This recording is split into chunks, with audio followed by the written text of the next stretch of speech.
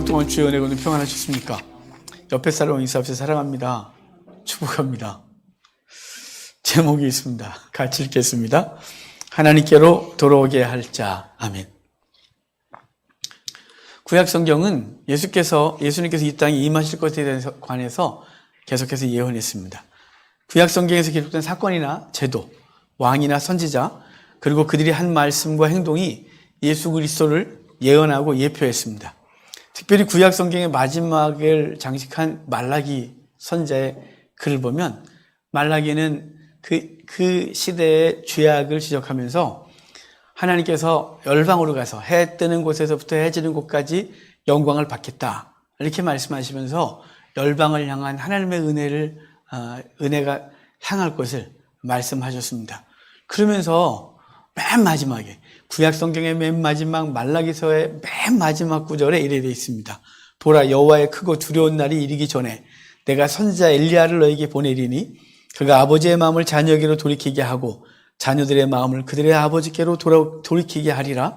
돌이키지 아니하면 두렵건대 내가 와서 저주로 그 땅을 칠까 하노라 하시니라. 뭐라 그랬다고요? 내가 엘리야를 먼저 보내서 내가 그들에게 말씀을 전할 건데 아버지의 마음을 아들에게로, 아들의 마음을 아버지에게로 돌이키게 할 것이다.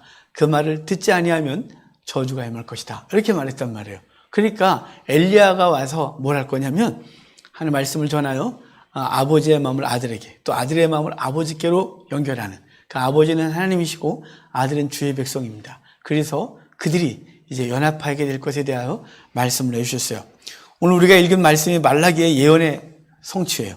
그가 누구인지에 관해 말씀해 줬는데 그는 결론적으로 말하면 세례 요한이에요.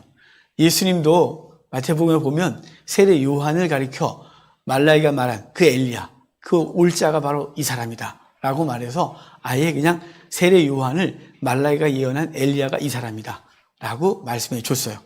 이러한 세례 요한의 출생에 대해서 오늘 이야기를 해주거든요. 그것도 출생 예고에 대해서 했어요.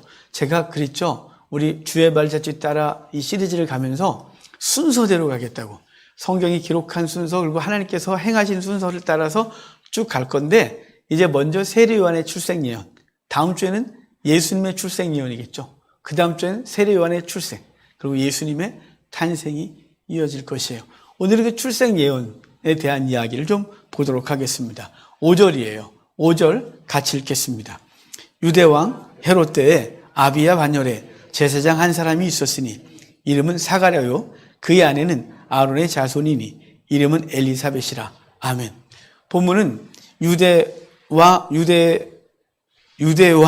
헤롯 때, 제가 오타를 쳐놔갖고 유대와 헤롯 때, 그래서 이게 무슨 소리야 그랬어요. 오타하기 무지하게 하는데 원고에도 유대왕 헤롯 때라는 말로 시작을 하고 있죠. 유대왕 헤롯 때라는 말은 헤롯이 이스라엘을 다스릴 때라는 뜻이에요. 헤롯은 주전 37년부터 주 4년까지 이스라엘, 유대를 다스렸어요. 그러니까 그가 유대를 다스리게 되는 계기는 우리 로마의 일대 황제 옥타비아누스, 그의 정적이었던 안토니우스가 그 세력을 가지고 있을 때 그때 헤롯이 그들에게 가서 유대 통치권을 받아와요. 그리고 유대를 다스리게 되죠. 주전 37년부터 주 4년까지 다스리는 동안 헤롯은 나름 정치를 잘했습니다. 헤롯 입장에서. 그런데 유대인들의 입장에서는 너무 괴로운 시간이었어요. 왜냐하면 헤롯이 악정을 행했고 헤롯이 나름대로 잘한다고 했으나 유대인들 입장에서는 계속해서 불편했어요.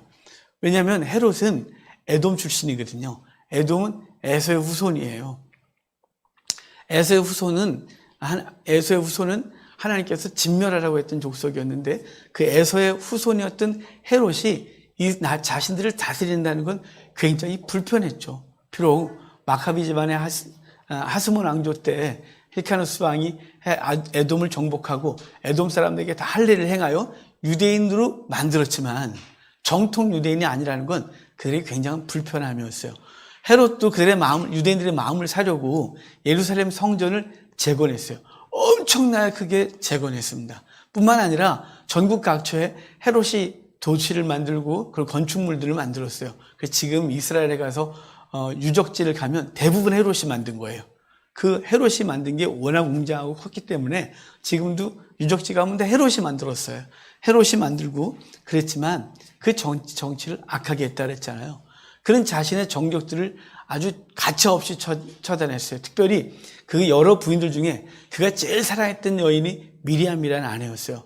미리암은 하스몬 왕조의 마지막 공주였거든요. 그 공주를 사랑하여 아내로 삼았고 정말로 사랑했는데 정치적 이유뿐만 아니라 사랑까지도 했었어요. 그런데 그의 두 아들이 자신의 자리를 노린다는 그 누군가의 그 말 때문에 정말 그러지도 않았는데 그의 미리암도 죽이고 그 두 아들도 자기 손으로 죽여요. 뿐만 아니라 장모도 죽이고 그리고 처남도 죽이고 그리고 삼촌까지도 지 손으로 죽이는 지금 김정은 같은 짓을 하고 있는 것이죠. 정말 헤롯의 그 악정 때문에 백성들은 너무 힘들었어요. 그러다 보니까 점점점 이 유대인들은 종교에 더 귀의하겠죠. 사두개파의 제사장들은 더 친로마의 행세를 하면서 친로마파의 행세를 하면서 예루살렘 성전에서 제물을 많이 드리고 백성들이 그 제물을 많이 갖고 와서 하나님 앞에 예배했어요. 바리새파들은 더 경건해진다고 생각했고 에세네파는 그 세상이 싫다고 그 광야로 나갔어요. 뿐만 아니라 열심다는 극렬주의자들은 속에 칼을 품고 그들을 시카리라고 했는데 시칼 품고 다닌다고. 시카리예요. 진짜 시카리예요. 시카리들은 다니면서 친로마파 사람들을 죽이면서 새로운 나라를 만들겠다고 했어요. 그럴수록 헤롯은 더 박해했죠. 정말 정치적으로 혼란스러웠고 종교적으로도 더 이상해졌어요. 더 종교화됐죠. 종교화됐어요. 열심을 했으나 하나님과 관계없는 열심이 종교 속에 있었어요. 그런 혼란한 때, 그 칠흑같이 어두운 때 한 사람이 등장하여 빛을 가지고 왔어요. 빛을 끌어오면서 그 빛이신 그리스도를 소개한 사람, 그 사람이 세례 요한인 거예요. 그러면서 이 헤롯 왕이 다스리던 때에, 헤롯 왕 때에 한 집안을 등장시키는데 바로 아비야 반열에 제사장 사가랴와 그의 아내 엘리사벳을 등장시키는 거예요. 그의 가문은 유대인들이 생각하기에 가장 거룩한 집안이에요. 아론의 직계 후손들이거든요. 비록 엘리사벳에게만 아론의 후손 엘리사벳이 자구했고 요한은 사가랴는 그 얘기가 없으나 사가랴가 제사장이잖아요. 이 제사장은 기본적으로 아론의 집안이에요. 그러니까 아론의 집안에서 사가랴와 엘리사벳이 있었고 그들이 결혼하여 세례 요한을 잉태하고 낳게 되는 것이에요. 그러니까 나름대로 가장 경건한 집안, 가장 거룩하다고 여기는 그 집안의 한 가정을 선택하여 자녀를 주시겠다는 거죠. 그런데 사가랴가 속한 그 반열을 아비야 반열 그렇게 말해요.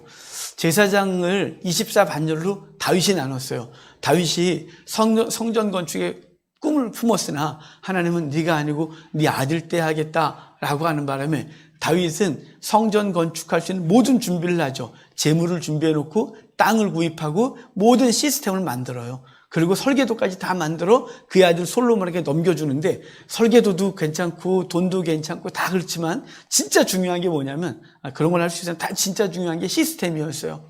그 솔로몬이 그 시스템을 운영하려면 미리 강력한 통치로 운영해야 했기 때문에 다윗이 모든 조직을 완성해요. 그래서 성전 지어지기 전에 예루살렘에서 이미 그 성전과 똑같은 시스템을 계속 운영했어요. 그래서 솔로몬은 성전 하드웨어만 만들면 그게 그대로 들어가서 할 수 있도록 만들었는데 그중에 가장 중요한 게 제사장을 24개 반열로 만든 거예요. 그러니까 24반열로 만들어서 각 일주일씩 봉사하게 만들었어요. 그러면 24주냐? 아니죠. 일주일씩 2번. 그래서 48달 성전 봉사하게 했고 나머지 4주는 어떻게 했냐면 유월절, 오순절, 초막절 등 유대인의 절기 때 모든 제사장, 전국에 있는 모든 제사장이 성전에 모여 그 제사를 돕도록 했어요. 그러니까 1년에 6주 성전 봉사를 하게 된 거죠. 근데 24반열로 나눴는데 그 24반열의 한 반열이 아비야 반열이라는 반열인데 8번째 반열이에요. 그 8번째 속한 아비야 반열에 사가랴가 속했고 그 사가랴는 아론의 직계손이었던 그 엘리사벳과 결혼하여 하나님의 일을 이루게 될 것입니다. 요한의 부모 이름이 여러 가지 메시지를 담고 있다는 사실이에요. 제가 이미 성경을 여러분하고 이렇게 나누면서 성경에 등장한 이름들 그리고 그 사건들은 그냥 나온 게 없다. 동식물도 그 언어도 그들의 이름도 그냥 등장시키지 않는다고 했어요. 하나님은 철저히 계획 가운데 그 사람을 사용할 때 그 이름까지도 사용하시는 세밀함이 있어요. 이 사가랴라는 사람이 등장하는데, 이 사가랴는 이 구약 성경의 선지자 이름과 똑같아요. 스가랴 선지자 기억하십니까? 그러니까 제가 아까 맨 처음에 서론에서 말라기 선지자 얘기를 했는데, 말라기는 구약 성경의 39번째 성경이죠. 근데 스가랴는 38번째 선지자예요. 그 스가랴와 이름이 똑같은 사람이에요. 그러니까 사가랴인 것이죠. 그런데 이 스가랴 선지자를 잠깐 생각해 보면 이 스가랴 또 헷갈리게 생겼어요. 구약의 스가랴 선지자의 활동과 그를 통해 하신 말씀을 이 사가랴에 잠깐 갖고 오면 더 충분한 이해가 될 수 있을 거예요. 스가랴는 언제 활동했냐면 이스라엘 백성이 바벨론 포로로 끌려갔다가 70년 만에 돌아와요. 돌아와서 그들은 기초를 놓죠. 성전 기초를 놨다가 사마리아 사람들의 방해 때문에 성전 건축이 중단되어지고 15년 동안 빈터로 있었어요. 황량한 상태로 있었죠. 그들은 성전을 짓겠다고 갖고 왔던 것까지 다 자기 집으로 가져가서 자기 집을 짓고, 그리고 성전터는 텅텅 비어 있었어요. 그때 15년 만에 학개 선지자, 37번째 선지자예요. 구약성경 37번째 책이죠. 학개 선지자가 일어나 성전 재건을 촉구했고, 그와 함께 스가랴가 일어나 성전 재건을 촉구했던 사람이에요. 그 스가랴가 일어나서 성전 재건을 촉구하면서 성전이 지어지면 하나님의 영광이 너희 임할 것이라는 약속을 해줘요. 그러면서 후반부에서 메시아 예언을 강력하게 해주는데, 그 메시아 예언을 하면서 이 스가랴는 하나님께서 그 성전 재건에 대한 분명한 확신을 주셨는데, 그 스가랴의 이름의 뜻이 뭐냐면, 사가랴와 이름이 같겠죠? 여호와께서 기억하신다는 뜻이에요. 뭘 기억하실까요? 예레미야 약속을 기억하시는 거예요. 예레미야가 그랬거든요. 너희가 70년 만에 돌아오리라. 성전을 재건하여 주리라. 라는 약속. 에스겔도 약속했거든요. 하나님의 에스겔을 통하여 하나님이 성전을 지어주겠다고 했어요. 그 약속을 기억하신다. 그래서 스가랴가 성전 재건을 촉구하면서 여호와께서 우리를 기억하신다. 여호와께서 기억하신다. 그러므로 진행하라고 촉구했고, 결국은 그의 주의 기억하심으로 그들의 그 피로 그 성전 재건을 완성케 하는 것이에요. 마찬가지로 오늘 본문의 요한의 아버지 이름에 또 여호와께서 기억하신다는데, 그러면 스가랴가 등장하면서 하나님께서 그 백성들에게 뭘 기억하고 있다고 말씀하고 싶은 걸까요? 인류가 범죄하고 나서 영원한 지옥 형벌을 당했을 때, 우리가 매번 복음에 대해서 말할 때 바로 하나님께서 여인의 후손을 통하여 아들을 주실 거고, 그 여인의 후손, 그 아들이 뱀의 머리를 밟을 것이라는 약속을 주셨어요. 아브라함을 부르면서 약속하셨고, 다윗에게 약속하셨고, 모든 제도와 법이나 사건을 통해서, 상징들을 통해서 하나님이 메시아를 보내주겠다고 약속했어요. 말라기를 통해서 약속했죠. 엘리야를 보내서 그 앞길을 예비하라고 약속했어요. 그 약속을 하나님은 기억하시고 그 백성들에게 그것을 성취시키고 있는 것이에요. 마치 지금 당시 이스라엘 백성들이 그 헤롯의 압제와 로마의 압제 때문에 고통스러워하고 하나님께 부르짖을 때 주님께서 그 백성을 기억하사 한 선지자를 보내는 것 같죠. 그 사건은 애굽에서 종살이하던 이스라엘 향한 하나님의 기억하심과도 같아요. 이스라엘 백성이 애굽에서 그 노역으로 고통스럽게 부르짖을 때 하나님은 그들의 고통 소리를 들으시고 기억하사 한 선지자 모세를 보내서 그 백성을 건져냈단 말이에요. 마찬가지로 하나님은 그들을 기억하시는 거죠. 오늘날도 똑같아요. 하나님은 우리를 향한 하나님의 기억, 그리고 우리가 하나님 앞에 부르짖음에 대한 것을 기억하시고 우리를 기억하신다는 사실을 기억하시길 바랍니다. 그래서 그들을 건지시는 거죠. 또한 그의 아내 엘리사벳의 이름이 놀라워요. 엘리사벳은 이런 뜻이에요. 내 하나님은 맹세의 하나님이시다, 이런 뜻이에요. 하나님은 기억하신다. 내 하나님은 맹세 하나님이시다 그러는데, 이 엘리사벳은 정말 묘하게도 특이하게도 그들의 조상 아론의 아내가 엘리사벳이었어요. 아론의 아내도 엘리사벳이었고, 그리고 그 계보를 이어서 지금 하나님께서 그리스도를 보내려고 하는, 그리스도를 예비하는 한 사람, 이 세례 요한의 엄마를 엘리사벳이라는 사람으로 선택하여 이를 이루시는 거죠. 그러니까 하나님이 맹세한 바를 이루신다, 이런 거예요. 하나님은 맹세 하나님이다. 내 하나님은 맹세 하나님이다. 이 말은 그 맹세하시고 기억 못하는 게 아니라 맹세하시고 그 맹세를 반드시 지키시는 분이라는 거죠. 이미 기억하신다 때 했어요. 하나님 뭘 기억하시냐? 하나님 뭘 맹세했냐?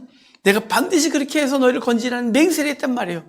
그 맹세를 이루시고 그 맹세를 지키시는 분이라는 것을 엘리사벳이 말하고 있는 것이죠. 이 사가랴와 엘리사벳의 이름이 정말 놀랍죠. 그런데 이 사가랴와 엘리사벳의 이름뿐만 아니라 우리가 지금 오늘 봤던 이 그들의 아비야, 그렇죠? 이 아비야도 아비야 반열 그러는데 그 이름을 해석하는 것에 좀 시간 너무 오래 걸린 것 같아서 막 민망하긴 하지만 아비야가 뭐냐면 여호와는 내 아버지다 이런 뜻이에요. 아비, 우리하고 비슷해요. 우리 아버지를 아비라고 말하진 않지만 그 아버지가 우리한테 야, 네 애비가 네 아비가 뭐 이렇게 말하잖아요. 내 아버지라는 뜻이에요. 야는 여호와요. 여호와는 내 아버지다 이런 뜻이에요. 자, 아비야 반열에 사가랴와 엘리사벳이 있었다. 이걸 그냥 해볼까요? 내 아버지는 맹세하신 바를 기억하시고 그것을 이루시는 분이다. 이렇게 말씀하고 싶은 거죠. 이 아비야, 사가랴, 엘리사벳이라는 이름을 통해서 내 아버지는 기억하신 바, 그 맹세하신 바를 기억하시고 그것을 이루시는 분이다 라고 말씀하셔서 그 이스라엘 백성들에게 그것을 반드시 지키는 분으로 등장시키고 있는 거예요. 그렇습니다. 우리 하나님은 우리 아버지시로서 우리에게 맹세하신 바를 기억하시고 그것을 이루시는 분임을 믿으시길 바라고, 하나님의 말씀이 그냥 성경에 있는 그것으로 끝나지 아니하고 이 하나님의 말씀은 우리 삶에 적용되어 우리를 기억하시고 우리에게 약속하신 바를 이루시고 그리고 우리를 그 삶의 어려움으로부터, 우리를 지옥의 형벌로부터 건지시는 분임을 믿으시기를 바랍니다. 이어서 6절과 7절에 중요한 말씀을 하시는데 또 읽어볼까요? 6절과 7절입니다. 이 두 사람이 하나님 앞에 의인이니 주의 모든 계명과 규례대로 흠이 없이 행하더라.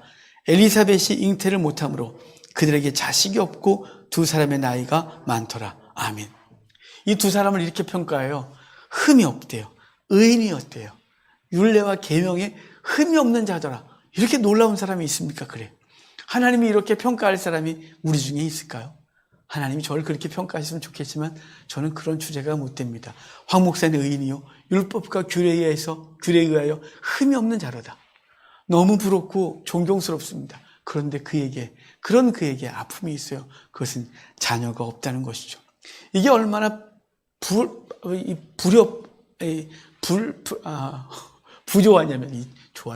부조하냐면요. 원래 유대인의 관점에서 보면 하나님께 주신 의인, 하나님의 의인은 주께서 복 주신 사람, 그는 복을 받고 그리고 결과가 좋아요. 자녀가 많아야 되는 거죠. 그런데 이게 얼마나 조화롭지 못하냐면 그가 의인인데 자녀가 없대요. 당시 자녀가 없다는 것은 하나님 앞에 저주받은 존재였어요. 우리가 아브라함의 아내 사라가 자녀가 없던 것 때문에 굉장히 괴로웠었는데 그는 바로 저주받은 여인이라는 상징이었기 때문에 그래요. 심하게는 자녀를 못 낳으면 이혼감이라 그랬잖아요. 그러니까 의인인데 자녀가 없다? 대체 뭐가 그지? 자녀가 없다? 그럼 그는 저주받은 거야? 그게 엘리사벳과 사가랴? 그는 의인이야? 근데 자녀가 없어? 그는 의인이야? 그게 그의 정체성이야? 너무 이상하죠? 유대인의 관점에서 보면 이게 두 개가 절대 같이 갈 수가 없는 거예요.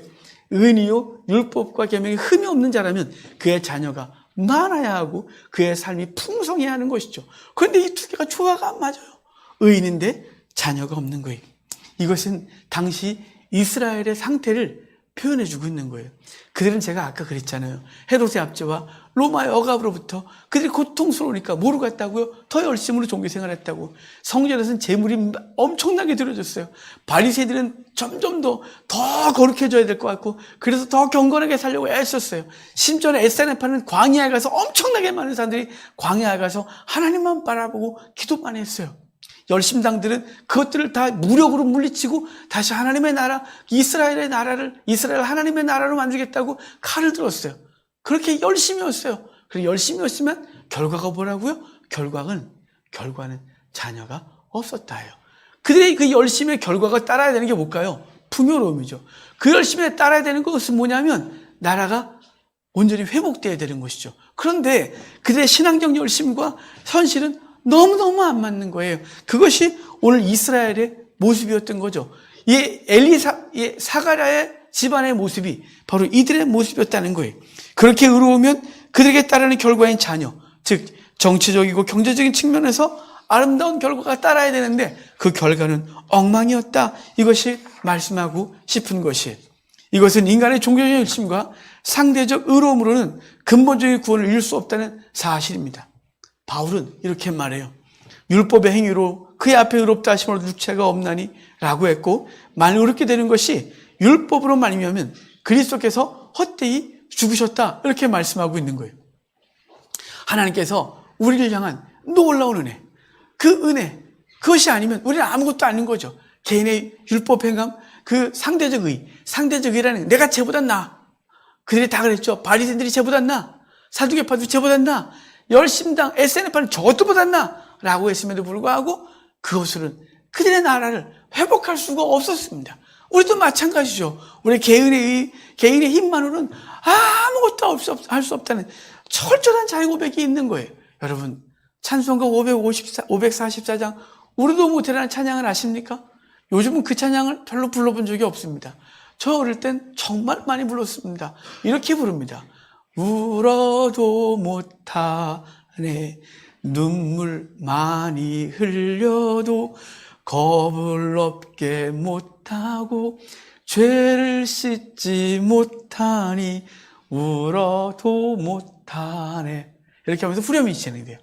여러분, 가사들을 보면 힘써도 못하네, 깨끗하고 착해도 안 되네, 참아도 못하네, 이렇게 말해요. 뭘 못한다고요? 우리가 아무리 애쓰고 몸부림을 쳐도 눈물 많이 흘려도 우리의 구원을 우리가 이룰 수 없다. 오직 그리스도의 보혈만이 가능하다. 이렇게 고백하고 있는 것이죠. 당시 이스라엘이 아무리 열심을 내도 그들의 구원을 이룰 수가 없었어요. 당시 마치 사가랴와 엘리사벳이 의인이었음에도 불구하고 자녀가 없던 것 같은 그 현실을 보고 있는 거예요. 인간의 노력과 열심을 통해 구원을 이룰 수 없습니다. 그러므로 저와 여러분의 삶에 오직 누구만이 구원자시냐면 주님만이 구원자이십니다. 영혼을 구원하실 뿐만 아니라 우리의 삶에서 구원하시니 그분이 주님이심을 믿으시고 그분 앞에 철저히 무릎 꿇고 그분의 은혜를 구하는 우리가 되길 바랍니다. 사가랴 반열이 차례대로 성전에 봉사할 때 하나님은 그에게 아들을 주시겠다고 약속하세요. 13절부터 17절까지 좀 길지만 같이 읽겠습니다. 천사가 그에게 이르되 사가랴여, 너의 간구함이 들린지라. 내 아내 엘리사벳이 내게 아들을 낳아 주리니 그 이름을 요한이라 하라.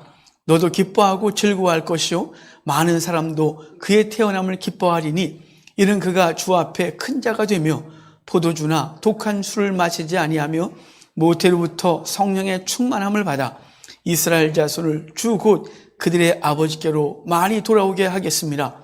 그가 또 엘리야의 심령과 능력으로 주 앞에 먼저 와서 아버지의 마음을 자식에게, 거스르는 자를 의인의 슬기에 돌아오게 하고 주를 위하여 세운 백성을 준비하리라. 아멘. 하나님의 천사는 사가랴에게 너의 간구함이 들렸다, 이렇게 말합니다. 이는 사가랴가 자식을 구했던 것에 대한 하나님의 응답이었죠. 너의 간구함을 내가 들었다. 그래서 내가 지금 응답해 주겠다, 이렇게 말하는 거예요. 이는 마치 애굽에 있는 백성들이 부르짖을 때 하나님께서 그것을 들으시고 한 선지자를 보내는 것과 같은 것이죠. 모든 피조물이 부르짖어요. 우리는 인식하든 간에 이 모든 피조물들이 하나님의 아들들의 나타남을 기다리고 있다고 로마서 8장에서 말씀해 주고 있어요. 바로 주 앞에 부르짖은 거죠. 이 죄악 때문에 고통받는 피조물들이 다 주 앞에 부르짖었어요. 그래서 주님께서는 그들에게 아들을 보내시겠다고 약속을 한 거죠. 요한의 입의 뜻이 무엇인 줄 아십니까? 예호하난 그러는데 히브리어로는 하나님께서 자비하시다, 이런 뜻이에요. 하나님의 자비하심, 바로 요한을 보내서 하나님의 자비하심을 드러내는 거예요. 요한은 어떤 자비를 베풀었나요? 어떤 자비를 선포했나요? 요한이 선포한 게 이래요. 회개하라, 천국이 가까이 왔느니라. 회개하라, 천국이 가까이 왔느니라. 이게 무슨 자비냐? 라고 물으시겠지만 이게 얼마나 놀라운 자비냐면, 제가 우리 조금 아까 말했어요. 인간의 행위와 의로는 하나님 앞에 나아갈 자가 아무도 없다고, 하나님의 의를 만족시킬 자가 아무도 없다고. 그러므로 에덴에서 쫓겨난 그 상태로 영원한 심판 가운데 있게 돼요. 천국을 꿈도 꾸지 못하는 존재라고, 우리가 하나님 앞에 나아갈 수 없고 천국 갈 수 없는 존재인데 하나님의 자비하심은 회개하라 천국이 가까이 왔느니라 이렇게 말하고 있는 거예요. 우리가 갈 수 없는데 하나님의 자비하심이 우리에게 임하여 천국이 가까웠다고 선포하고, 예수 그리스도도 오셔서 첫 번째 메시지가 회개하라 천국이 가까이 왔다. 이 말은 사실은 번역이 애매해요. 회개하라 천국이 왔느니라 이렇게 해서 예수님이 우리 가운데 오셔서 천국이 왔음을 말씀해 주고 있는 거예요. 우리의 어떤 행위로도 하나님 앞에 갈 수 없는데 주님께서는 우리 가운데 임하셔서 우리로 천국 백성 삼아 주신 것이죠. 말라기서에서 말했었잖아요. 아버지의 마음을 아들에게도, 아들에게 마음을 아버지에게로. 지금 누가복음에서 그 얘기를 했어요. 동일하게 아버지의 마음을 아들에게로, 아버지의 마음, 아들의 마음을 아버지에게로 이끄는 것이라고. 그 일을 누가 한다고요? 세례 요한이. 그리고 그것을 하고 아들이 와서, 예수 그리스도가 와서 그 일을 완성시키는 놀라운 은혜, 그 자비하심을 말씀하고 있는 거예요. 요한의 선포는 하나님의 자비하심이에요. 요한은 자비롭다라고 하는 그 이름의 뜻대로 요한은 여호와의 자비하심을 그 땅 가운데 선포하고 그 자비하심이 누군지를 분명히 말해주는 거죠. 예수 그리스도가 오셔서 그 여호와는 자비하시다는 그 일을 성취하시는 분, 이것을 선포하는 거예요. 그렇다면 우리는 무엇 때문에 이 땅에 태어나고 오늘 살고 내일을 기대하고 사십니까? 요한은 그 일을 예비한다고 했어요. 그리스도 오실 길을 예비하여 그 자비하심을 선포하고 있는데 우리는 왜 살고 있나요? 죽지 못해 살지는 않기를 바라요. 그냥 살만 하고, 그리고 앞으로 누릴 게 너무 많고, 죽는 게 너무 억울하고, 못 누리고 못 먹은 게 너무 많은데 이렇게 살면 안 되니까 더 많이 누려야 되고 더 많이 먹어야 되고 더 많이 해야 되는 것으로 산다면 우리 참 삶의 의미가 너무 허무하지 않습니까? 너무 허무하지 않습니까? 어제도 먹고 오늘도 먹어야 되고, 어제 누린 거 오늘도 누리는데 그것을 뭐 새로 하지, 새로울 게 뭐 있다고, 새로 와봐야 별것도 없는 것, 그것 때문에 인생을 허비하고 있는 것이 너무 답답하지 않나요? 차라리 자연인이 행복하지 않을까요? 여기서 이렇게 되는 것보다. 우리는 왜 사나요? 세례 요한의 그 길, 우리도 따라가야 될 길 아닐까요? 주님께서 우리에게 주의 오실 길을 예비하는 자로서의 삶을 살기를 원하세요. 아니, 주의 오실 길을 예비하라니 뭔 소리야? 이미 오셨는데 무슨 오실 길을 예비해? 라고 말씀하시는 분이 있을지 모르겠으나 주의 오실 길은 계속해서 예비되어야 돼요. 누구에게요? 아직 하나님 예수 그리스도를 만나지 못한 자들에게 주님이 오실 길을 그에게 예비해야 되는 거예요. 그에게 예비해야 되죠. 그의 길을 평탄케 하는 것이, 그 막혀있는 길을, 이사야가 말하기를 그 길을 예비하는 것이 뭐냐면 그 높아진 것을 다 깎아내고 움푹 파인 것을 맺고 그들이 주께로 나오는 길을 예비하라고 말하는 거예요. 우리의 삶이 주의 길을 예비해야 돼요. 우리의 말이 주의 길을 예비해야 돼요. 우리가 무엇을 선포하냐면 그리스도를 선포함으로 그 그리스도께서 우리 주변의 사람들에게 다가갈 수 있도록 예비해야 돼요. 그것이 바로 하나님이 원하시는 거룩한 삶인 것이죠. 아버지의 마음을 아들에게로 갈 수 있도록 우리가 예비하고 준비해야 되는 것입니다. 반대로 그 길을 막아서는 자들이 있어요. 말라기서는 이렇게 말해요. 바르지 않은 삶 때문에 너희가 주께로 오는 사람의 길을 막아섰다고, 담을 쌓아버렸다고. 이것은 바르지 않은 삶인 거죠. 반대로 말하면 바른 삶은 길을 예비하는 것이고 바르지 않은 삶은 길을 막아서는 거예요. 많은 사람들과 믿지 않는 자들과 얘기하면서 그들을 그리스도께로 이끌려면, 예전에 교회 다니는 사람이 그렇게 많아요. 신기하죠? 교회 다녀본 사람이 의외로 많아요. 의외로. 근데 그들이 교회를 떠난 이유를 물으면 다 성도 때문에요. 주님 때문에 떠났다는 사람 들어본 적이 없어요. 하나님 때문에 떠났어요. 들어본 적이 없어요. 목사 때문에 떠났고, 교회 직분자들 때문에 떠났고, 교회 성도 때문에 떠났다는 거예요. 그가 성도답지 않았어요. 그러니까 때문에 교회 다시 나간가요? 이게 너무 많아요. 너무. 여러분, 우리는 그 길을 막아선 거죠. 길을 예비할 자가 우리가 길을 예비할 자가 되어야 되는데, 길을 예비하기는커녕 길을 막아서서 그대로 주 앞에 나오는 걸 막아서는 거예요. 우리 가족들이 내 삶 때문에 내 삶이 막아서고 있다면 우리는 그 삶을 빨리 무너뜨려야 되죠. 내 이웃이 나 같은 놈 때문에 교회를 못 나오게 되면 그에 가서 무릎 꿇고 미안하다고. 내가 주님이 아니라 내가 잘못했다고, 내가 성도라고 살겠다고 라고 해야죠. 그게 주의 길을 예비하는 자의 삶인 것이, 오늘 성탄절을, 이제 이번 주에 성탄절을 맞이하면서 그냥 캐롤을 부르고 선물을 나누는 것이 아니라 주님이 오실 길, 그걸 내가 어떻게 예비하는지를 돌아봐야 되지 않겠습니까? 요한의 갔던 길, 그 길을 우리가 함께 가는 복이 있기를 바랍니다. 그런데 이 요한이, 그 주님께서 요한에게 내 아들을 주겠다 그러는데 요한이 못 믿어요. 요한이 못 믿어서 이상한 일이 벌어집니다. 마치 어떤 상황 같냐면, 베드로가 헤롯에게 잡혀 감옥에 갇히고 다음날 죽을 건데, 그때 백성들이, 그 성도들이 마가의 다락방에서 살려달라고 그렇게 기도했고, 하나님은 옥문을 열어 그를 구출해 집까지 오게 했는데, 그때 그 집에 두들기는 그 베드로를 로데란 여자애가 보고 가서 베드로가 왔어요. 그러니까 너 미쳤냐? 베드로 감옥에 있어. 야, 너가 너무 기도를 많이 한 것 같아. 헛것을 본 거야. 라고 말했던 것을 기억하십니까? 기도 하나 믿지 않는 거죠. 우리도 얼마나 그런 줄 아십니까? 주여, 주의 나라가 내 삶에 임하기를 원합니다. 그러고 안 믿어요. 주여, 주여, 이것을 구해놓고, 아휴, 설마 뭐 나한테 그런 것까지 벌어지겠어? 안 믿어요. 믿음 없는 자들인 거죠. 그 요한의 얘기를 좀 볼까요? 20절이에요. 20절 같이 한번 읽겠습니다. 보라, 일이 되는 날까지 내가 말 못하는 자가 되어 능히 말을 못하리니 이는 내가 내 말을 믿지 아니하며거니와 때가리면 내 말이 이루어지리라. 안 믿으니까 너 말하지 마.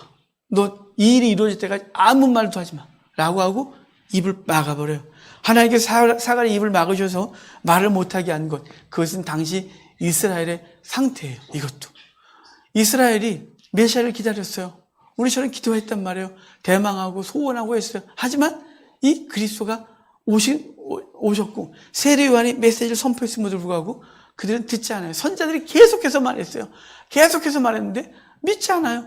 세례 요한이 말했을 때도 백성들은 그를 따랐지만 정작 종교 지도자들, 그들 앞에서 막 하나님의 나라가 어떻고 종교가 어떻고 신앙이 어쩌고 떠들었던 사람들은 절대 믿지 않았어요. 세례 요한이 세례를 받지 않았어요. 예수 그리스도가 왔으나 그들은 받아들이지 않았어요. 도리어 그들은 세례 요한의 목을 잘랐고 예수 그리스도를 십자가에 못 박는 짓을 한 거예요. 아니 그렇게 기도했으면서 그 당시 선지자들은 벙어리 개였습니다. 그 선지자들은 말해야 되는데 외치지 않았습니다. 왜냐하면 믿지 않았기 때문에 그래요. 믿지 않는데 어떻게 말해요? 메시아가 온다고 어떻게 말해요? 지가 안 믿는데. 세례 요한이 그것이 옳다고 말해야 되는데 말할 수 없어요. 이 땅으로 앉아있는 거죠. 그리스도가 왔는데 말할 수가 없는 거예요. 도리어 그리스도 입까지 막아버려야죠. 죽여버린 거예요. 당시 지도자들은 벙어리였어요. 개였어요. 왜냐하면 믿지 않았기 때문에 그렇습니다. 그들의 종교, 그들의 신앙 열심히 했으나 아무것도 할 수가 없는 무능이었어요. 여러분, 우리의 신앙이 혹시 그러지 않습니까? 우리는 혹시 벙어리 개 아닙니까? 우리는 나가서 그리스도에 대해서 입도 뻥끗하지 않는 존재 아닙니까? 우리의 삶은 주변 사람들이 보기에 쟤는 교회 다니냐? 제가 교회 다녔어? 라고 말하는 사람은 아닙니까? 왜 그럴까요? 그분이 내 구세주라는 것에 대해서 분명한 확신이 없기 때문에 그래요. 그냥 종교행위 하는 거죠. 속 찝찝하잖아. 그분 안 섬기면 벌 받을 수 있어. 교회 어릴 때부터 다니겠는데 다녀야 되는 거 아니야? 그래 사업도 잘 되고 그래 잘 되는 거 아니야? 그래 다니긴 하지만 세상 속에서 그리스도를 드러낼 수가 없는 거죠. 왜냐하면 그리스도가 당신의 삶을 구원합니다. 그리스도가 당신의 영혼을 구원합니다. 그리스도를 믿지 않으면 당신이 지옥입니다. 라는 것에 대한 분명한 확신이 있습니까? 그런데 어떻게 내 가족과 내 주변이 지옥에 있는데 지옥의 형벌을 좀 당할 건데 입 다물고 있을 수 있습니까? 그냥 지옥 갈 건데 나하고 친한 친구 절친이 지옥 갈 건데 그냥 절친이에요. 이해가 안 되지 않아요? 제가 제일 이해가 안 되는 사람은 자기 배우자가 교회를 안 다니는데 아무렇지도 않게 놔두는 사람이에요. 전 정말 이해가 안 돼요. 죽지 못해 살고 있는 것인지 천국 가서 꼴배기로 만나기 싫어서 그런지 모르겠지만 제가 얼마 전에 만난 사람이에요. 그분이 교회 생활 열심히 해요. 근데 그 부인이 교회를 안 다녀요. 그 부인이 저한테 말이에요. 우리 남편 교회 열심히 다녀요. 그래서 말수가 이상해요. 본인은요? 저는 안 다닌대요. 아니 어떻게 안 다녀요? 안 다닌대요. 근데 아주 둘이 너무 아무렇지도 않게 그냥 서로 그냥 둘이 사랑하는 것 같긴 한데 천국은 같이 가고 싶지 않은 분위기인가? 이런 거 같은 거죠. 이해가 되지 않잖아요? 여러분 나하고 평생 사람이 지옥 가요? 아니 그 사람한테 무릎을 꿇어야죠. 울어야죠. 그 사람 때문에 금식해야죠. 주여 내 배우자 살려달라고 그래야죠.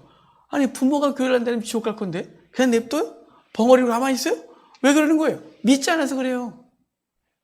여기서는 천국 얘기하고 하나님 얘기하지만 분명한 확신이 없기 때문에 천국과 지옥에 대한 분명한 확신, 예수 그리스도를 믿음으로 구원받고 그렇지 않으면 영원한 지옥 형벌을 당한다는 이 분명한 확신, 이 실체적인 확신이 없기 때문에 말하지 않는 거예요. 그냥 뭐 이렇게 말하는 거죠. 마치 당시 이스라엘이 그랬던 것 같아요. 바로 그래서 사가랴의 입을 막아버린 거죠. 네가 실체를 볼 때까지 너는 입 다물어. 그리고 결국은 세례 요한이 태어나고 나서야 사가랴가 입을 열어 그의 이름을 요한이라 하라 라고 말해준 일이 벌어지는 것입니다. 성도 여러분, 오늘 세례 요한이 그리스도의 길을 예비할 자로서 태어날 것에 대한 예고를 봤어요. 여러분, 그의 길로 마치지 아니하고 그 뒤를 따른 많은 주의 백성들이 있었습니다. 2000년 동안 세례 요한이 갔던 길, 비록 그 길을 가다가 목 베어 죽임을 당하지만 그 길을 가는 것이 영광 없고, 그리고 거친 베옷을 입고 살아야 하는, 그 선자의 옷을 입어야 하는 그 삶을 살아야 되는 그 힘든 삶이지만, 그가 해야 될 것이 뭐냐면 그리스도의 오실 길을 예비하는 이 사명 감당하는 것이었습니다. 여러분, 비록 우리가 이 땅을 일반인으로 살아가지만 일반인으로 끝나지 아니하고 우리는 또 하나의 영적 직분이 있습니다. 세례 요한의 직분, 주의 오실 길을 예비하는 자의 직분, 이것을 소홀히 하지 맙시다. 비록 우리가 어떤 사람처럼 아주 대단한 일을 할 수는 없으나 최소한 내 주변 사람들에게 그리스도를 드러내고 그리스도의 길을 예비하고, 그가 나를 보면서 나 네 때문에 교회 안 나가 이런 소리는 듣지 않도록 이 입을 열어 주의 복음 증거하고 거룩한 삶으로 그들의 길을 주께로 인도하는 우리가 되기를. 그래서 당시 칠흑 같은 어둠 속에서 빛을 가져오는 자의 삶을 요한이 살았다면 이 어두운 이 시대 속에서 빛을 드러내는 빛의 사자의 삶을 사는 저와 여러분 되기를 주의 이름으로 축복합니다.